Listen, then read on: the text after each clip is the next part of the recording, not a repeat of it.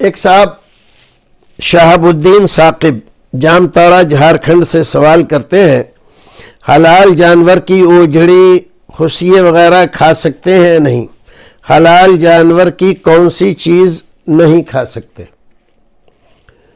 حلال جانور حلال ہے،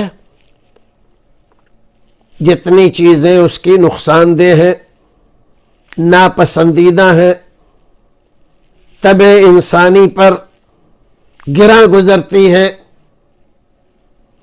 اگر وہ ان کو نہیں کھاتا ہے تو صحیح ہے، درست ہے۔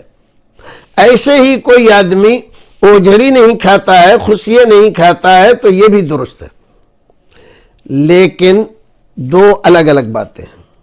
ایک تو یہ ہے کہ نہ کھانا، اور ایک یہ ہے کہ اس پر حرام کا حکم لگانا۔ ایک حدیث آتی ہے جس میں حلال جانور کی 7 چیزوں کے سلسلے میں کہا گیا ہے کہ یہ مکروہ ہے، تحریمی یا بعض لوگ تنزیہی ہے، لیکن آپ یاد رکھیں کہ وہ حدیث محدثین کے نزدیک صحت کے درجے کو نہیں پہنچی ہے، لہذا جتنے دعوے کے ساتھ یہ دعویٰ کیا جاتا ہے کہ یہ حرام ہے، اتنی مضبوط دلیل نہیں ہے۔ اگر کوئی آدمی ان چیزوں کو کھاتا ہے تو کھا سکتا ہے، کسی کو حرام کہنے کی بغیر مضبوط دلیل کے اجازت نہیں ہے۔ حلال و حرام کا مسئلہ خالصتاً شارع کا ہے، اللہ اور اس کے رسول جس کو حلال کہیں وہ حلال ہے، جس کو حرام کہیں وہ حرام ہے۔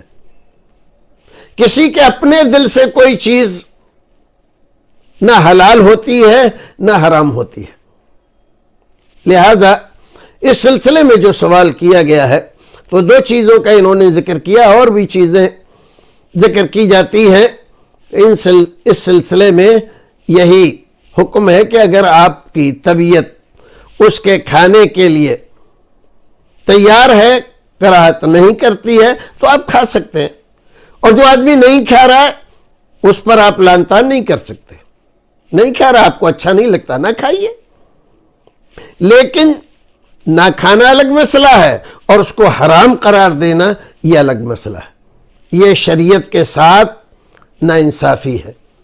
شریعت حرام نہیں کہتی اور آپ حرام کہتے ہیں۔